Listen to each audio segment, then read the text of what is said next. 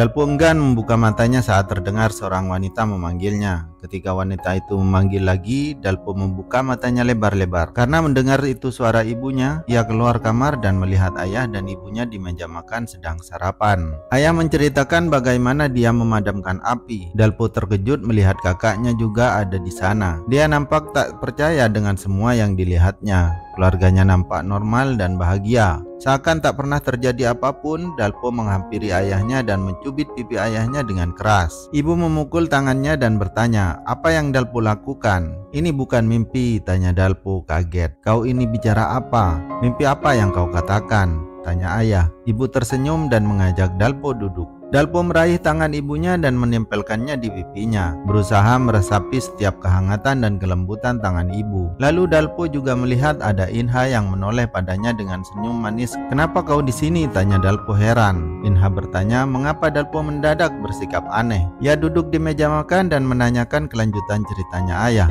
Dalpo makin bingung karena keluarganya mengenal Inha. Dalpo terduduk dengan kekecewaan jelas tergambar di wajahnya dan matanya mulai berkaca-kaca.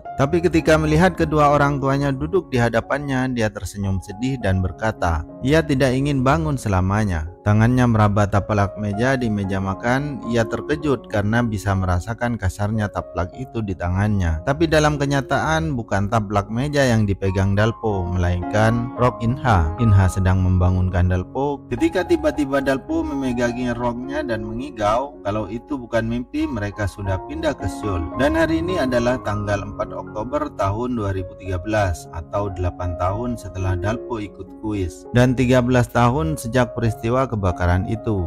Inha menyuruh Dalpo bangun. Bukannya bangun, Dalpo malah menarik rok Inha dan menempelkannya ke pipinya. Lalu Inha menampar Dalpo. Dalpo mengompres memar di dekat matanya. Kakek menegur Inha yang memukul begitu keras. "Apa yang kau lakukan pada wajahnya yang tampan?" seru kakek. "Wajah paman tidak setampan itu. Wajahnya begitu saja ada di sana. Jadi dia tidak punya pilihan." Kata-kata Inha terhenti karena Dalpo mengunci bibirnya dengan tangannya. Karena seruan Inha, Inha mendapat jitakan sendok dari kakek. Melihat itu, ayah Inha sejak tadi diam, ikut angkat bicara. "Kak, katakan pada keponakanmu bahwa dia harus belajar bijaksana," kata ayah Inha pada Dalpo. Tampaknya Inha dan ayahnya sudah beberapa lama perang dingin dan mereka menggunakan Dalpo sebagai perantara mereka. "Ia seharusnya jadi rapper," ujar Inha kesal. Kakek menjitak dahi Dalpeng dan Inha. Dia menyuruh mereka berhenti bertengkar karena ia sudah tak tahan mendengarnya selama 3 tahun. Sementara itu di bandara, reporter Kim Gong-jo dan Lee Il-jo sedang membicarakan tes wawancara reporter terbaru. Il-jo berharap MSC menerima orang-orang yang berguna.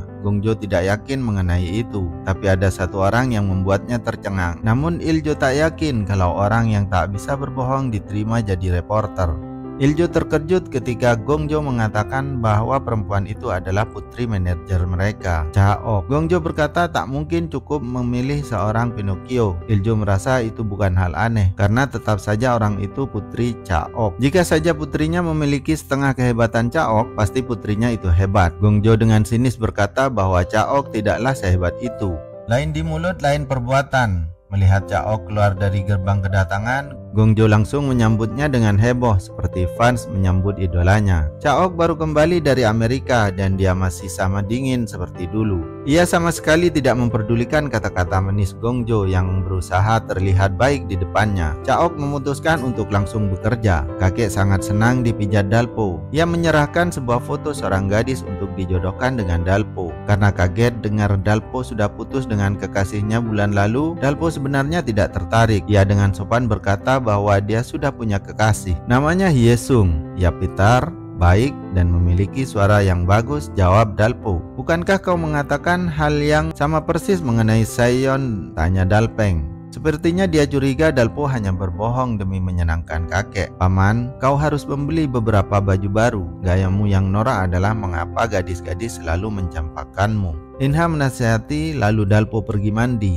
Kakek memanggil Inha dan berbisik, apakah Dalpo memang sebegitu noraknya di mata Inha? Inha membenarkan bukan hanya norak, tapi juga kampungan. Kakek nampak memikirkan pendapat Inha itu. Saat ini Inha bersiap-siap. Dalpo bertanya, Inha akan mengikuti wawancara di stasiun mana? Inha bertanya, apa Dalpo akan merahasiakannya pada ayahnya? Jika dia memberitahunya, untuk apa dirahasiakan? Tanya Dalpo. Jangan-jangan, kata Dalpo lagi. Inha membenarkan dugaan Dalpo. Ia akan pergi ke MSC di mana ibunya bekerja. Dalpo langsung menunjukkan wajah tidak setuju. Inha menyusul Dalpo ke tempat parkir, di mana Dalpo sedang sibuk memindahkan mobil yang menghalangi taksinya. Inha membantunya dan bertanya kenapa Dalpo bersikap seperti itu. Dalpo bertanya, apa Inha bodoh hingga menganggap nomor telepon ibu Inha benar nomor teleponnya. Inha yakin kalau tidak pasti orang itu akan memberitahu kalau Inha salah sambung atau berkata sebaliknya. Jika nomor itu benar nomor telepon ibu Inha, pasti ibu Inha sudah membalas SMS putrinya. Inha mulai kesal dan berkata,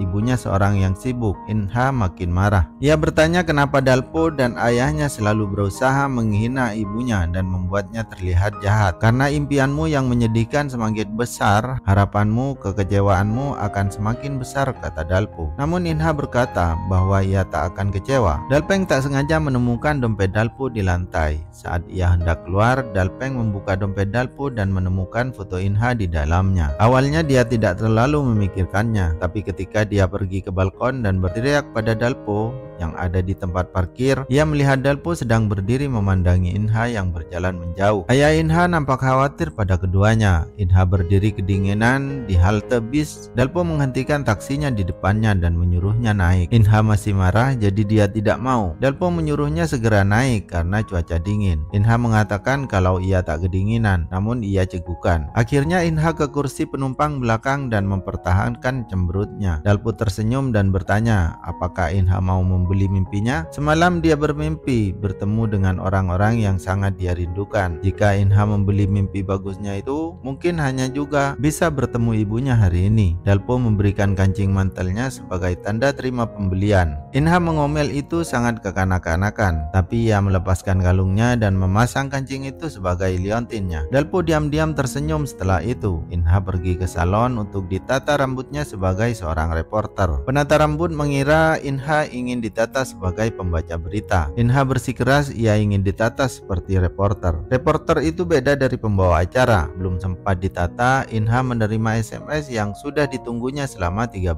tahun. Dia menatap ponselnya tak percaya ibunya akhirnya membalas SMS-nya dengan satu kata, fighting. Mata Inha berkaca-kaca. Karena terharu, penata rambutnya kebingungan. Apa yang aneh dengan menerima SMS? Inha berkata sudah 13 tahun ia menantinya. Ia langsung memberitahukan kabar gembira itu pada Dalpo. Sebenarnya tidak percaya ibu Inha yang mengirim SMS, tapi dia tidak mau bertengkar lagi. Jadi ia mengucapkan selamat. Terima kasih, mimpi yang kau jual benar-benar manjur. Bagaimana aku bisa beruntung secepat ini, kata Inha. Mencium kancing Dalpo penuh semangat. Di seberang jalan ada seorang kakek yang kebingungan. Dalpo turun dari taksinya dan menghampiri kakek itu. Rupanya kereta loaknya kakek itu mengenai truk kecil dan tergores. Kakek itu tahu ia harus memberitahu si pemilik truk, tapi dia khawatir berapa banyak uang yang harus dibayarkannya sebagai ganti rugi. Dalpo menyuruh kakek itu pergi. Ia akan mengurusnya. Dalpo memeriksa bagian yang tergores dan goresannya tidak terlalu parah. Si pemilik belum terlihat. Akhirnya dia menulis pesan bahwa ia meminta maaf karena menabrak truknya dan meminta si pemilik truk untuk menelpon dan membicarakan ganti rugi. Saat kembali ke mobilnya, Dalpo mendapat telepon dari Dalpeng mengenai dompetnya yang terjatuh. Sementara itu si pemilik truk sudah kembali dan melihat pesan Dalpo. Ternyata pemilik truk itu adalah Jae Myung, kakak kandung Dalpo. Dalpo tidak menoleh karena ia teringat ia menaruh foto Inha di dalam dompetnya dan khawatir ayah Inha sudah melihatnya. Ia masuk ke dalam taksinya dan langsung pergi. Jae Myung juga memeriksa truknya dan tidak melihat Dalpo. Dalpeng teringat saat 8 tahun lalu. Inha dan Dalpo pulang di tengah hari hujan dengan memakai kerucut penanda jalan di kepala masing-masing. Keduanya tertawa, tapi yang diperhatikan Dalpeng adalah tatapan Dalpo pada Inha. Ia langsung mengenali bahwa itu bukan tatapan biasa. Dalpo tiba untuk mengambil dompetnya. Dalpeng langsung menunjukkan foto Inha yang ia temukan dalam dompet Dalpo. Dalpo beralasan Inha pernah tertinggal menaruh foto dalam surat lamarannya hingga ia membawakannya dan foto itu adalah sisanya. Sementara itu Inha berdiri di lobi MSC yang luas menatap ke arah spanduk raksasa ibunya yang tergantung di atas. Ibu, aku akhirnya di sini. Aku bisa merasakan ibu. Apa ibu juga bisa merasakan kehadiranku?" batinnya. Ia merentangkan tangannya seakan hendak memeluk ibunya. Orang-orang menganggapnya aneh, termasuk seorang pelamar lain, Yun Yurai, yang tersenyum melihatnya. Inha dengan gugup menanti gilirannya. Ketika Yurai keluar, ia langsung bertanya, apakah Song Chaok menjadi salah satu pewawancara? Yurai membenarkan dan berkata kalau Chaok benar-benar penyihir es. Giliran Inha tiba. Yurai memandangi Inha yang masuk ruang wawancara dengan penuh semangat. Dia bergumam kalau Inha bisa jadi saingan beratnya. Wawancara bertanya mengenai sindrom Pinocchio yang dimiliki Inha. Tidak ada satupun reporter di negara ini yang memiliki sindrom tersebut. Dengan sangat percaya diri, Inha mengatakan kalau sindrom Pinocchio merupakan kelebihannya karena dia bisa menyampaikan kebenaran. Chaok berkata mereka akan melakukan sebuah tes sederhana. Jika Inha bisa melewati tes itu tanpa cegukan, maka Inha dianggap pantas menjadi reporter. Namun ternyata Inha tak lolos seleksi karena ia tak bisa berbohong terhadap tes yang dilakukan ibunya. Pupus sudah harapan Inha. Chaok berkata kalau Inha bahkan tidak mampu menang wawancara sederhana seperti itu, dan ini benar-benar berpikir mampu menjadi reporter dengan perasaan tak karuan. Inha duduk merenung di dekat ruang wawancara. Waktu berlalu dan wawancara pun usai. Chaok bersama pewawancara lain berjalan melewati Inha yang masih duduk termangu. Chaok mendekati Inha dan bertanya kenapa Inha masih ada di sana. Inha bertanya bisakah dia melihat ponsel ibunya. Untuk apa, tanya Chaok. Sambil mengeluarkan ponselnya, Inha menelpon nomor ibunya, tapi telepon ibunya tidak berbunyi. Selama 13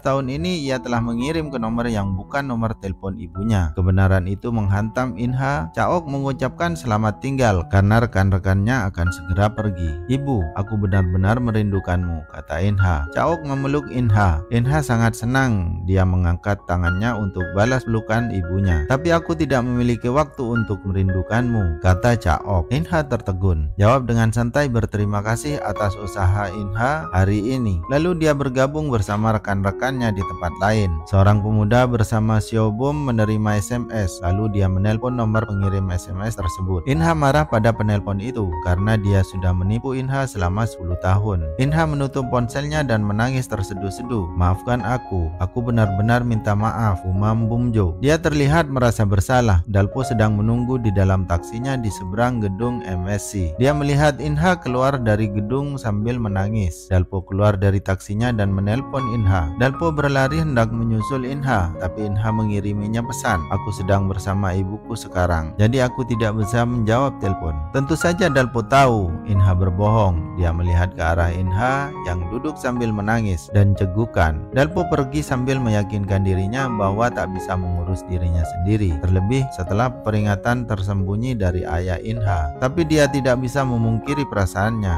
dan akhirnya dia memutar balik ke tempat Inha berada. Tapi Inha sudah pergi. Seseorang melambaikan tangan untuk menghentikan taksinya Dalpo. Terkejut saat melihat orang itu adalah Chaok. Masa lalunya yang menyakitkan kembali bermunculan. Dalpo bertanya apakah Chaok dari MSC karena ia pernah melihatnya melaporkan berita dari Washington. Jawab dengan singkat, "Membenarkan seorang temanku mengikuti wawancara akhir di MSC. Dapatkah Anda memberitahu saya hasilnya?" Choi Inha. "Apa Anda ingat?" Dia menelpon. "Menatap jauh dari kaca spion, kurasa temanmu tidak berhasil." Chaok balas menatap Dalpo. Dalpo mengalihkan pandangannya dan berkata dia sudah menduganya. Dia bertanya apa alasan Inha tidak diterima. Chaok menjawab karena Inha memiliki sindrom Pinocchio. "Siapa kau?" tanya Chaok. Dalpo tersenyum dan berkata dia adalah paman Inha. Chaok menyuruh Dalpo menghentikan mobilnya. Senyum di wajah Dalpo menghilang. Chaok dan Dalpo berbicara di pinggir jalan. Chaok berkata ia tidak ingat Inha memiliki seorang paman. Jadi siapa Dalpo? Dalpo memperkenalkan dirinya sebagai Choi Dalpo dan kakek yang mengadopsinya sebagai pamannya. "Bukankah kau seharusnya menghentikan keponakanmu mengejar impian yang sia-sia?" kata Chaok. Dalpo balik bertanya apakah menjadi reporter adalah impian sia-sia bagi seorang yang tidak bisa berbohong. Chaok menekankan bahwa tidak ada satupun reporter di negara sementara ini yang memiliki sindrom Pinocchio. Ketika Dalpo pulang, kakek mengatakan kalau Inha kabur dari rumah dan bukunya juga sudah dia bawa semua. Dalpo berlari keluar mencari Inha. Terdengar suara letusan keras di langit-langit dipenuhi kembang api. Hal ini mengingatkan Dalpo pada malam ibunya mengajaknya melihat kembang api. Sepertinya dia trauma dengan kembang api. Apa yang pernah dianggapnya begitu indah sekarang terasa sangat menakutkan. Di tempat parkir, Dalpo melihat sobekan-sobekan kertas yang melayang dari atap gedung. Itu adalah sobekan buku Inha. Tanpa menunggu lift, dia langsung berlari menaiki tangga menuju atap. Inha memasukkan semua bukunya ke dalam tong besar dan menyalakan pemantik api. Selamat tinggal impianku dan segalanya. Ia membuang pemantik yang menyala itu ke dalam tong. Tapi tunggu bukunya tidak ada yang terbakar. Inha melihat api memantik itu padam. Dia menghela nafas panjang lalu menjulurkan tubuhnya ke dalam tong. Karena terlalu dalam, tubuhnya malah masuk sebagian ke dalam tong. Ini benar-benar keterlaluan. Bagaimana bisa? Tidak ada satupun yang berjalan dengan baik, seru Inha. Tiba-tiba dia mendengar suara gedoran pintu, sapa dan teriakan Dalpo memanggil namanya. Inha berusaha mengeluarkan tubuhnya dari dalam tong. Untungnya berhasil. Dia keluar mencari-cari Inha, tapi Inha tidak ada. Inha bersembunyi di balik terpal dan mengintip, melihat Dalpo yang panik, melihat ke bawah sambil memanggil-manggil namanya. Ada apa dengannya? Kenapa dia sepanik itu? Ujarnya. Dalpo mendengar suara cegukan Inha dan menoleh. Inha buru-buru menutupi tubuhnya dengan terpal. Dalpo menghela nafas lega berkali-kali. Inha, aku bisa melihatmu dari sini, ujarnya. Tegas Dalpo menghampiri terpal. Ia berkata, ia sudah tahu Inha gagal dalam wawancara. Jika kau tahu, tidak bisakah kau abaikan saja? Tanya Inha. Ada waktunya aku juga ingin berbohong dan berpura-pura bahwa semuanya baik-baik saja, sama seperti yang orang lain lakukan. Tapi karena aku tidak bisa melakukannya, maka aku duduk di luar. Ini kata Inha lagi. Kau tidak perlu berpura-pura karena aku tahu betapa terlukanya. Kau tidak apa-apa untuk menangis di depanku. Dalpo membuka terpal dan terdiam saat melihat Inha memang sedang menangis. Dalpo melihat kancingnya yang masih menjadi kalung Inha. Ia meminta maaf karena ternyata mimpinya bukan mimpi yang bagus. Dalpo mengembalikan buku-buku Inha dari dalam tong ke dalam koper. Menyuruh Dalpo membiarkan buku-buku itu karena ia akan membakar semuanya. Dalpo menghentikan Inha yang terus melempar buku-bukunya kembali ke dalam tong. Inha berkata semua itu tidak ada gunanya. Dalpo memegangi kedua tangan Inha dan menatap. Mari kita sama-sama jadi reporter, kata Dalpo. Inha bengong. Dalpo berkata, cegukan Inha sudah berhenti. Inha pelan-pelan tersenyum dan akhirnya episode 3 selesai. Kita jumpa pada episode berikutnya. Salam, annyeonghaseyo.